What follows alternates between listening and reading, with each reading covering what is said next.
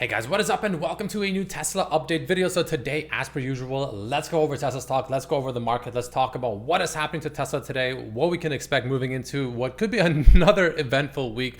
Of course, this week we have tomorrow, I believe, is Vixpiration. Wednesday we have FOMC and Powell, and Friday, I believe, is OPEC. So potentially another fruitful week, but I actually believe that this week in the market can be a week where it at the very least tries to form that bottom and that base to make that move higher. That's usually when these kind of bottoms start forming. I want to show you a couple other posts as well, but yeah, let's jump into it. If you enjoyed, don't forget to hit that like button. This is not financial advice. I am not a financial advisor.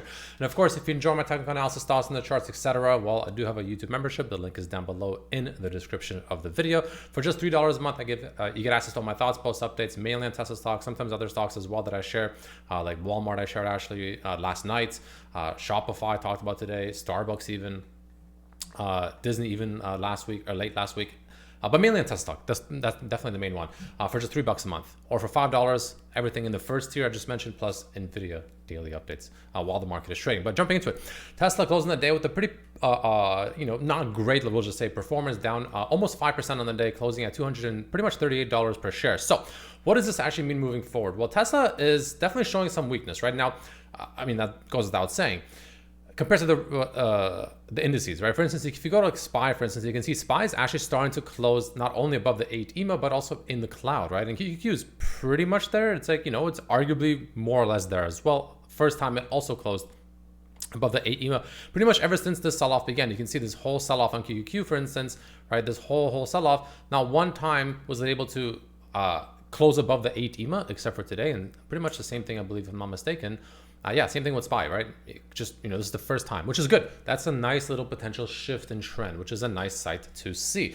Tesla, unfortunately, is definitely lagging behind that. Now, we all know Tesla likes to kind of, dance in its own little world more often than not. So you never really know sometimes with the stock, because they can just easily snap back up and do this tomorrow. But that is something that we want to start looking for, right? We want to see Tesla getting its first closure that it hasn't since pretty much all the way up here at 357 roughly, above the 8 EMA and essentially into the cloud, right? That would be the first signs of this this bearish pressure being sort of lifted off, at the very least slightly even off of the stocks. That's the main thing that we're going to be looking for. The next thing I'm looking at is, of course, we have the RSI. The RSI, of course, did cross above the moving average you can see over here, which is showing a bit of a bullish divergence where, essentially as the stock did make go much lower, the RSI is starting to push much higher, and it's starting to close, at better levels and higher levels, and slight, I wouldn't say it's like a massive bullish divergence, but a slight bullish divergence over there as well, especially now that we're pushing back above the moving average, which is that kind of yellow gold line, which is, a nice sight to see.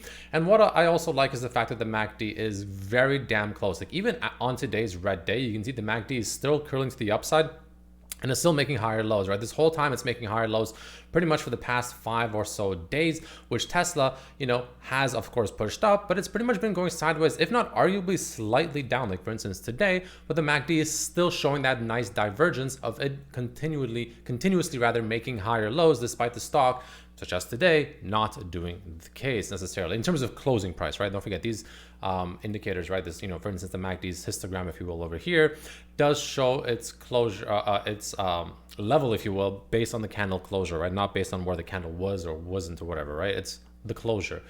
So we did close lower than the last 3 days actually today, but MACD is still looking pretty good, very close to a bullish crossover, just as it is with something like Google, just as it is with something like Amazon. Like they're all pretty close to that, right? But it's not just Tesla. You can see Amazon is showing similar weakness compared to Tesla, right?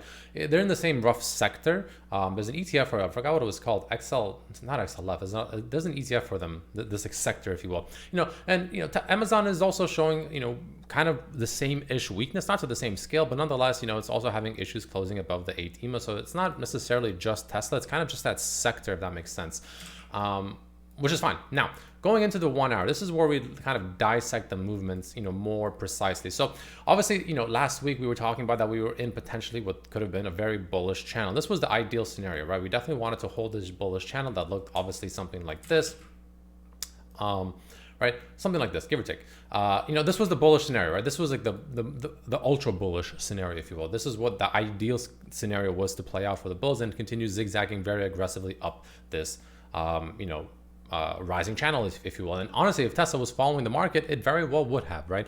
Unfortunately, it's just not following the market today, which sometimes, again, that's just how Tesla is. It's, it's its own little, its own little child. They have to take special care of sometimes in very, different ways, we'll say, compared to, the market. Let's just say it's it's a special one, let's just say that, right? But what this now means is, instead of being in that rising channel, we're in this essentially congestion period right here, where we have equal resistance up here 2 times in a row, where we've come up twice and got rejected twice right here, which is pretty much about 251, 252, something like that, where this pivot point back here was. You can see, right, this candle right over here, this little pivot point right here, we're having issues getting above it, and more importantly, closing candles like at least a 1 hour above it, right? We're having issues with that. However, the opposite is true in a sense as well, where this area right here, you can see back here, was a resistance. We finally gapped up above it, came back down here, turned it into support, and then we came back down again, turned it into support once again. So it's going to be pretty much now coming down to a ping pong between these two zones until one of them snaps, and one of them will snap, of course.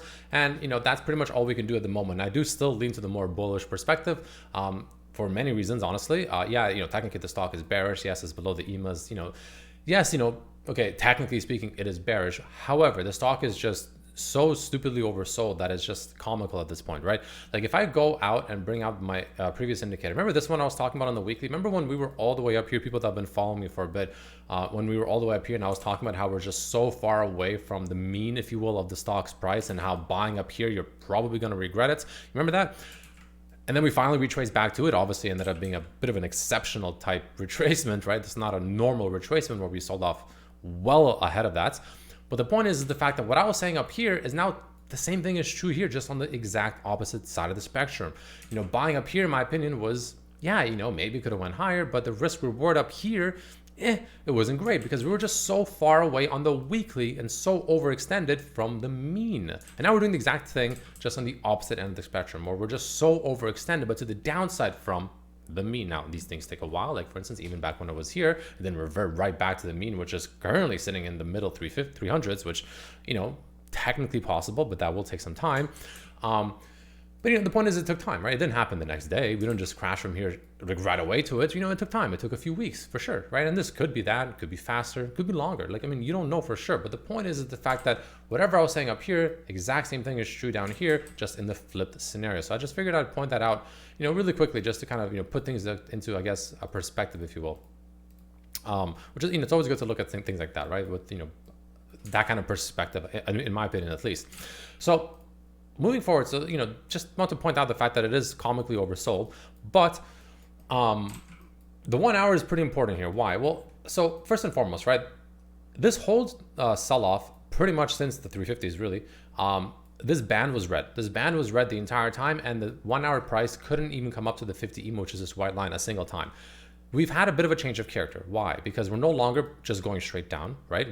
Of course, this red line here, you can see we broke out of this red line. We broke out of that trend.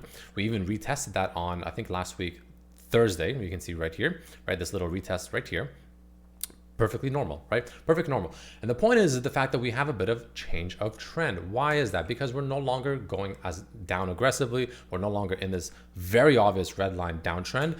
We are now also in a bit of a sideways congestion period, because the EMAs are flipping between green and red pretty consistently, right? From green to red to green to red, like pretty much almost every day at this point, right? Which shows sideways congestion, which shows essentially just sideways price action. But again, the point is the fact that this very severe downtrend and very extreme downtrend clearly has finished, right? At least for now, right? Obviously it can continue. We'll go over that very soon. I'm not saying it's for sure out of the woods and Tesla's guaranteed to go up. No, of course not. But there are important levels to watch for. I'm just kind of trying to show that kind of change in character a little bit, if you will, for the stock, or trend potentially, where we're no longer in a vicious downtrend. We have broken out of that vicious downtrend ever since we broke out of this red line. And now, of course, we're consolidating as we await the next move. And the way to kind of get an idea as to what the next move is going to be, and I still lean, I do lean bullish, on a caveat, of course, is going to be two levels, right? The first level is going to be pretty much around today's low, honestly, about 232 to 230, something like that, right?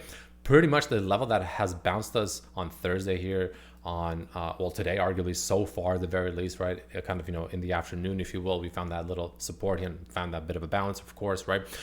That's going to be the main level to watch. If we start cracking these levels, if we start closing 1 hour candles below those levels, okay, That's not ideal. And, there's a very good chance we come back down to retest these lows all the way down here, pretty much at 220. That becomes a very realistic target, if not even potentially making fresh lower lows all the way down to about 210. Like, those become realistic targets, right? That unfortunately becomes something that, is probably going to happen, right? That's just, it is what it is. However, the flip side, we have this level up here. Now, this is going to be interesting, and this is going to be interesting in another sense because you can get an early idea of this happening because okay, let me go one step at a time. So let's just talk about this level first before I'm getting two things jumbled. This level is important because you can see we got rejected twice, which is again pretty much the very low 250s. This is a pivot point from back here, and essentially we want to close a 1 hour candle at least, pretty much above 251, 252, something like that. If we can start closing 1 hour candles above that, ideally a daily candle above that pivot point, which is again pretty much right around here at about 251-ish.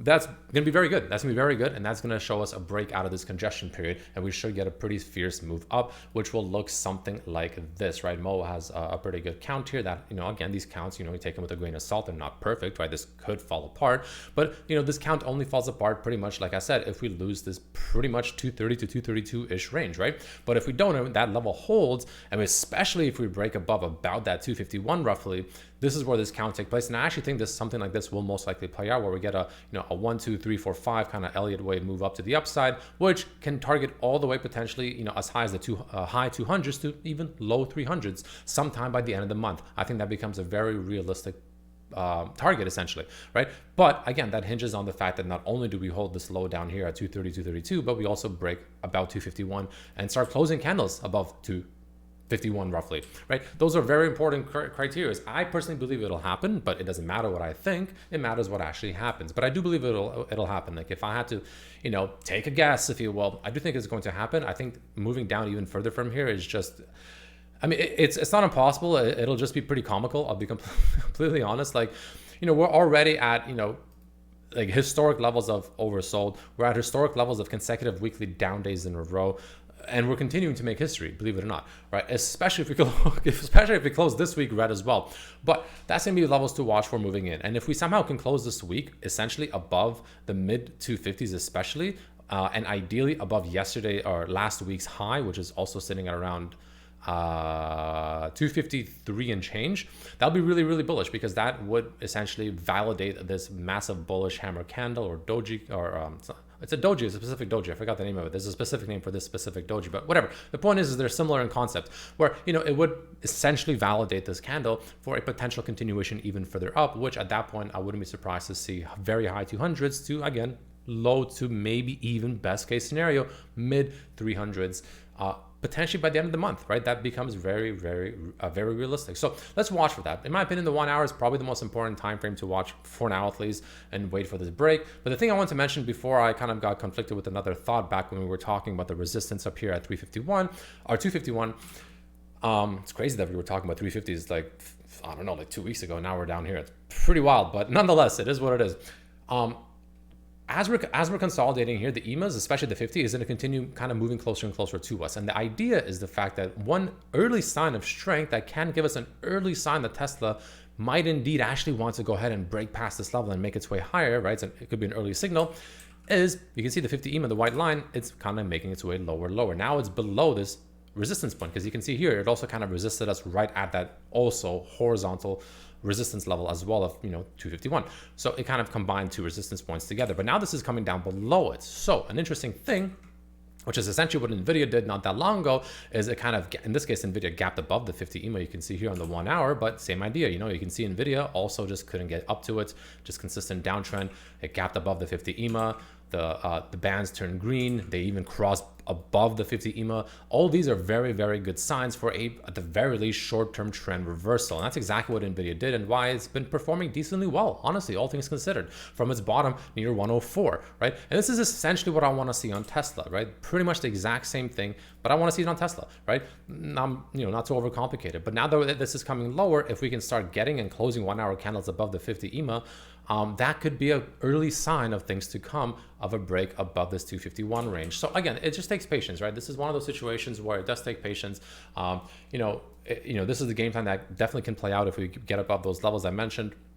But again, we have VIX expiration tomorrow, which can shift a kind of a change in trend, if you will, in the markets. We have OPEX on Friday, which also can be a massive catalyst for just a change in momentum, if you will, in the market, and a behavior, if you will. And of course, Powell on Wednesday. So 3 pretty big catalysts that can actually be something pretty important for the market to, change its tune, if you will. And seasonality is also so far pretty much in line, where you can see here 18th to the 21st on OPEX.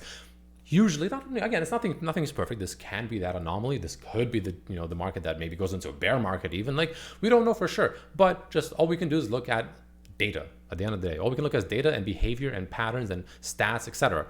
And that suggests that, well, it seems like this week is the week the market usually finds a bottom. We could potentially go a little bit lower in the market. That is a possibility, but usually this week tends to be the week where bottoms form, and then we start getting a nice reversal pretty much back up into about May to potentially June, before we start getting some more seasonality weakness as we head into July, August, and especially September. So anyways, those are the main things I want to talk about. I don't think I'm missing anything, so let's see. I think that's pretty much it. Google, for instance, same idea, right? Google here got really close, for instance, that I was talking about with Tesla, right? But it couldn't get the full EMAs above it as well, right? It needs all the EMAs to cross as well, and that's going to be extra bullish, right? And Google's getting very close to doing that. Amazon getting very, very close. You can see now it's like consistently testing the 50 EMA on the 1 hour chart, right? Amazon also broke out of this very large downtrend, also had a retest today, which is where I entered more on shares, for instance, right? Pretty much right here. But you can see it's also getting very, very close. It just, this sector just needs one more push to get above, and then I think the rally begins. And I think it'll happen sometime this week, personally. Again, could be wrong, but that's just my expectation. Either way, thanks for watching. See you tomorrow.